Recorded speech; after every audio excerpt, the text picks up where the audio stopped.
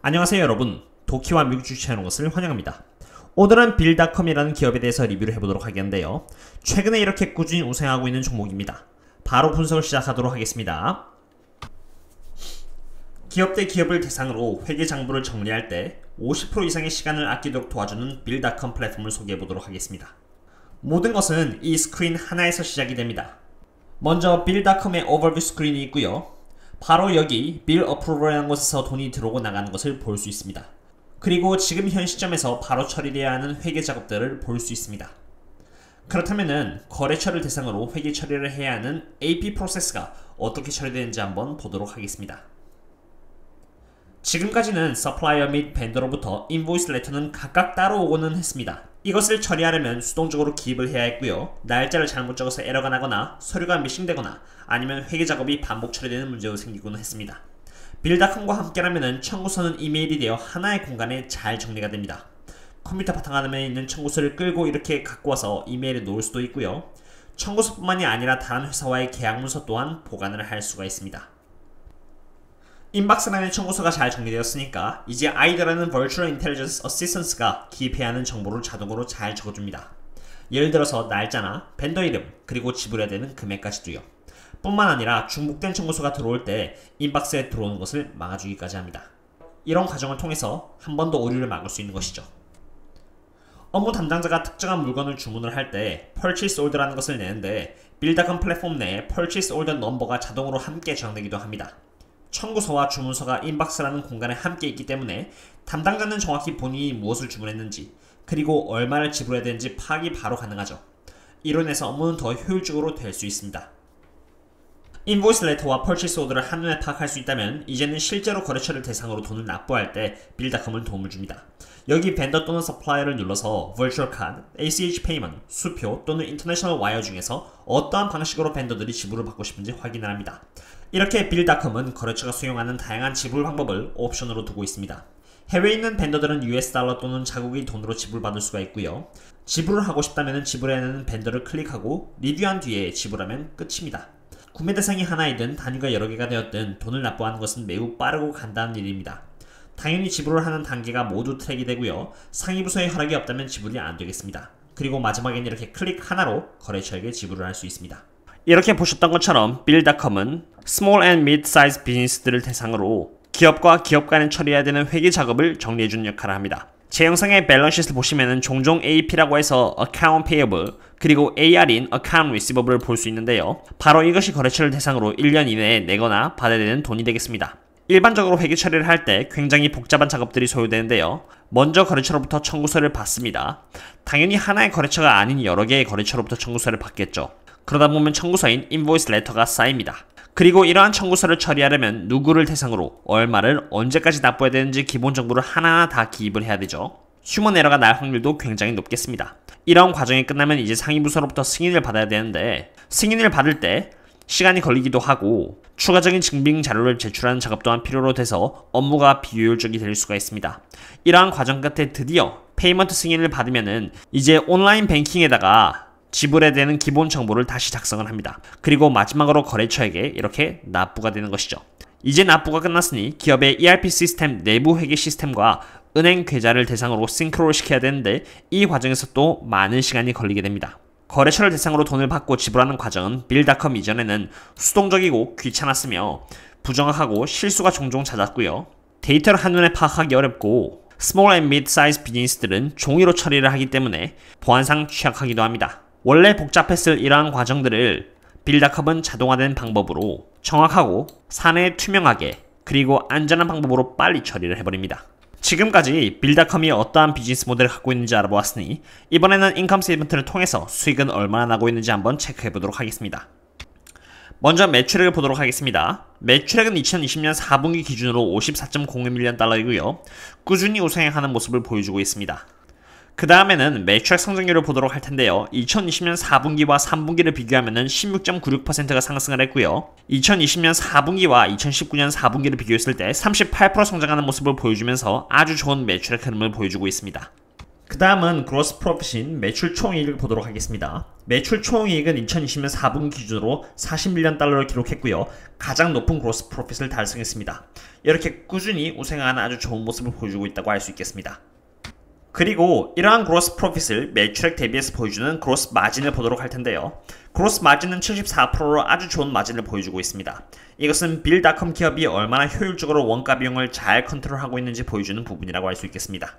이러한 그로스 프로핏에서 영업비용 안에 들어가 있는 R&D 및 SG&A를 빼면은 이렇게 영업이익이 나오고요. 영업이익상으로 빌닷컴은 지금 적자라는 것을 보실 수 있습니다. 그리고 바로 여기서 텍스, 이자, 감가상각 등을 반영을 하면은 당기순이익인 넷인컴을 볼 수 있는데요. 넷인컴은 마이너스 17.18밀리언 달러로 적자인 상태임을 볼 수 있습니다. 그리고 넷인컴을 매출액 대비해서 어느 정도만큼 적자인지 보여주는 프로핏 마진을 봤을 때 매출액 대비 마이너스 31% 정도 적자임을 볼 수 있습니다. 비록 빌닷컴이 적자이긴 하나 상장한 지 얼마 안 된 기업일수록 그리고 성장주일수록 이렇게 적자인 경우가 대부분입니다. 적어도 인컴 스테이트먼트를 통해서 확인할 수 있었던 점은 이 기업의 매출액 성장률이 좋고 그로스 마진 또한 높아 이 트렌드가 지속된다면 짧은 시간 내에 흑자로 전환할 수 있을 것이라고 생각이 됩니다. 그럼 이제는 이 기업이 흑자로 전환할 때까지 과연 충분한 체력이 있는지 없는지 밸런스시트를 통해서 현금과 부채 현황을 한번 알아보도록 하겠습니다. 에셋 디스트리뷰션에서 현금 비중을 한번 알아보도록 하겠습니다. 먼저 현금인 캐시 앤 캐시 이퀴벌런트를 보시면은 1.57빌리언 달러를 보유하고 있는 상태이고요. Current Investment는 바로 현금화할 수 있는 주식과 같은 자산으로 165밀리언 달러를 갖고 있다는 것을 보실 수 있습니다. 이렇게 해서 가용할 수 있는 현금 자산은 총 1.735빌리언 달러가 되겠습니다.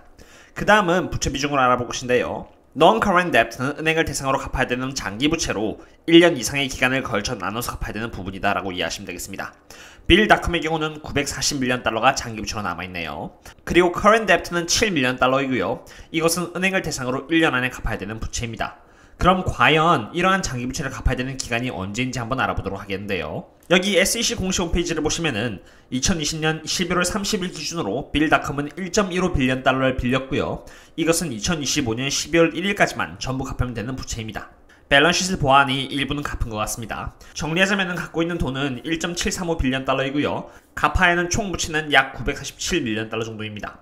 현금이 많아 당장의 부채를 다 갚아도 여유 현금이 생기고요. 게다가 940밀리언 달러를 갚아야 되는 기한은 2025년 12월 달이기에 빌닷컴의 재무 상태는 좋은 상태라고 말씀드릴 수 있겠습니다.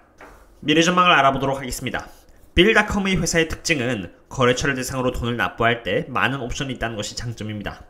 이런 장점 때문에 빌닷컴의 플랫폼을 사용하는 고객들은 미국 밖의 거래처들과 거래를 할 때 아주 쉽게 돈을 주고받고 할 수 있게 되는 것입니다. 실제로 빌닷컴은 131개 나라들을 대상으로 총 250만 명의 멤버들을 네트워크에 보유하고 있어 통화가 다르더라도 너무 쉽게 회계 처리를 할 수 있다고 합니다. 은행과 비교했을 때 빌닷컴의 수수료는 더 강점을 갖습니다. 예를 들어서 은행의 경우 해외 송금을 할 때 평균적으로 38달러의 수수료를 부과를 합니다. 그런데 빌닷컴의 경우는 인터내셔널 플랜 솔루션을 사용하는 고객에게 4배나 낮은 약 9.99달러의 낮은 수수료를 제공합니다. 게다가 송금이 어떻게 되는지 트래킹을 할 수 있는 기능은 고객으로 하여금 편안함까지 제공을 합니다. 해외로 송금되는 양은 2025년까지 연 평균 성장률 90%의 속도와 함께 21트릴리언 달러까지 상승할 전망을 갖고 있습니다. 피스컬 이어 기준으로 작년에 해외로 송금되는 돈의 볼륨은 전체 송금량의 2.38%밖에 차지 않았다는 것을 감안했을 때 300%나 성장을 한 셈입니다. 이렇게 많은 수요에 대해 빌닷컴이 잘 대응을 할 수 있다는 점은 긍정적인 요소라고 생각됩니다. 그러나 조금 우려스러운 부분도 있습니다. B2P 간의 해외 송금이 점점 높아지는 만큼 대형 핀테크 회사들인 페이팔과 스퀘어 또한 가만히 있지만은 않을 것 같습니다. 그들 또한 B2B 송금 시스템 쪽으로 포트폴리오를 넓혀가려고 하고 있습니다. 그들은 실제로 B2B 간의 청구서 보조 서비스를 큰 규모의 상인들을 대상으로 시작을 했고요. 큰 규모의 상인 사이즈만 봤을 때 최소 빌닷컴의 20배에 다다릅니다. 다음은 은행과 원활한 관계입니다. 빌닷컴은 탑 10개의 은행 중에서 6개와의 은행과 파트너십을 맺은 상태입니다. JP모건, 웰스파고, 뱅크 오브 아메리카 등등이 되겠습니다. 은행들과의 파트너십에는 은행이 빌닷컴의 플랫폼을 유망한 고객들에게 마케팅까지 해주게 되어 있고요. 이를 통해서 빌닷컴은 더 많은 고객을 유치하게 될 수 있게 됩니다. 실제로 은행과 파트너십을 통해서 빌닷컴의 고객들은 80%나 상승을 했습니다. 웰스파고에서 유치하고 있는 고객들만 해도 8만 개의 기업들이라는 것을 봤을 때 이러한 은행들을 다 합친다면 어마어마한 숫자가 되겠습니다. 파트너십을 맺은 곳은 은행뿐만이 아닙니다. 미국에서 대형 회계법인과도 파트너십을 맺었는데요. 탑 100개의 대형 회계법인 중에서 80% 이상은 빌닷컴의 플랫폼을 사용하고 있습니다. 예를 들어서 알마니노, 클리프턴 라슨 앨런, 모스 애덤스, 그리고 워렌 에버렛이 있겠습니다. 그리고 이들과 파트너십을 맺음으로써 빌닷컴은 10만 명의 고객들을 유치할 수 있게 됩니다. 실제로 CPA.com에 따르면요, 대형 회계법인 중에서도 4분의 3은 페이퍼워크를 없애고 온라인 빌 페이먼트 시스템을 도입할 것을 고려하고 있다고까지 말했습니다. 미래에 이런 부분이 진행된다면 앞으로도 빌닷컴은 더 많은 고객들의 유입과 함께 수익은 증대될 것이라고 봅니다. 이번에는 리스크에 대해서 말씀드릴 텐데요. 빌닷컴이 이렇게 좋은 회사인 만큼 빌닷컴은 지금 고평가라는 점이 리스크가 되겠습니다. 지금 차트상으로 봤을 때는 RSI가 51이며 고점 기준으로 봤을 때 16%나 떨어져 매력적이라고도 보여집니다. 그러나 실제 멀티플 개념의 밸류에이션 측면에서 봤을 때 많이 비싸다고 생각되는 건 어쩔 수 없는 부분이라고 생각이 됩니다. 우선 빌닷컴의 경우 흑자 기업이 아니라서 EPS도 마이너스이고요. EBITDA도 마이너스이므로 P 멀티플 그리고 EV EBITDA 멀티플 또한 밸류에이션 도구로 활용할 수가 없겠습니다. 그렇다면 남은 것은 EV 세일스 그리고 프라이스 세일스 레이쇼를 봐야 되는데 EV 세일스가 지금 67.60이고요. 앞으로 2년 후를 예측하는 멀티플인 EV 세일스 포워드는 58입니다. 빌닷컴이 위치하고 있는 섹터 미디언이 4.39라는 것을 봤을 때 굉장히 높은 멀티플이라는 것을 보실 수 있습니다. 다른 기업들과 한번 비교를 해봤는데요. 핀테크 하면 스퀘어 그리고 페이팔이 있는데 빌의 멀티플보다 한참 아래라는 것을 보실 수 있고요. AI 분야에서 이름을 떨치고 있는 팔란티어도 43입니다. 물론 빌이라는 회사와 같은 비즈니스 모델을 갖고 있지 않기에 이런 기업 모두 기본적으로 같은 멀티플에서 시작한다고 할 수는 없지만 그럼에도 불구하고 조금 비싼 밸류에이션을 갖고 있는 것은 사실이라고 할 수 있겠습니다. 그러나 고평가라고 해서 무조건 피해야 된다는 뜻은 아닙니다. 고평가인데도 불구하고 고평가라는 이유가 합리적인 이유를 가질 수 있다면 시장은 고평가임을 인정해주고 계속해서 높은 멀티플을 줄 수 있습니다. 실제로 빌닷컴이라는 기업이 고평가임에도 불구하고 이번 나스닥 하락장 때 16%밖에 빠지지 않은 이유 중에서 하나는 강한 펀더멘탈입니다. 인컴 스테이트먼트에서 보셨듯이 빌닷컴의 매출액, gross profit, gross margin, 그리고 매출액 성장률은 모두 좋은 모습을 보여주고 있었습니다. 실제로 빌닷컴의 연 매출액 성장률은 보시는 것처럼 36.82%이고요. 앞으로도 평균 36%의 매출액 성장률을 보여줄 것으로 기대가 되고 있습니다. 빌닷컴이 있는 섹터의 매출액 성장률이 미래에 8% 정도라는 것을 봤을 때 빌닷컴의 매출액 성장률은 매우 크다고 할 수 있겠습니다. 두 번째 이유는 빌닷컴이 재무 상태는 탄탄하다는 것이며 미래 전망 또한 앞으로 기대가 되기 때문입니다. 어떠셨나요 여러분? 오늘은 빌닷컴이라는 회사에 대해서 리뷰를 해보았습니다. 인컴 스테이트먼트를 통해서 빌닷컴은 실제로 우상향하는 매출액, gross profit, 그리고 높은 gross margin을 갖고 있었습니다. 게다가 매년 성장하는 높은 매출액 성장률은 아주 좋은 모습이라고 생각합니다. 그 다음으로 밸런스시트를 알아보았는데요. 이 기업은 부채에 비해 현금을 많이 갖고 있었습니다. 게다가 대부분의 부채는 2025년 12월에 갚아야 되기에 부채에 대한 부담 또한 전혀 없음을 알 수 있었습니다. 미래 전망에 대해서도 알아보았는데요. 미래에 있어서 해외 송금을 사용하는 회사들이 많아지면서 앞으로도 빌닷컴이 수수료 낮은 서비스를 사용할 가능성이 높다는 것을 확인했고요. 은행과 회계법인들과도 파트너십을 맺으면서 꾸준히 많은 고객들을 유치하고 있다는 것 또한 알게 되었습니다. 딱 하나 리스크라고 말씀드린다면은 EV 세일스 멀티플 측면에서 고평가임을 보여주고 있는데 그럼에도 불구하고 빌닷컴이 갖고 있는 높은 매출액 성장률, 좋은 재무 상태, 그리고 미래 전망에 대한 기대감으로 인해서 시장에게 어느 정도 인정을 받고 있는 모습입니다. 기업은 좋으나 고평가라는 것 때문에 들어갈지 말지 고민이 되기도 하시겠지만 만약 기업이 정말 마음에 드신다면 분할 매수를 통해서 발을 살짝 담궜다가 기업이 하락을 하게 된다면 그때부터 제대로 된 평균 단가를 맞춰가면서 세팅하는 것도 한 방법이라고 생각됩니다.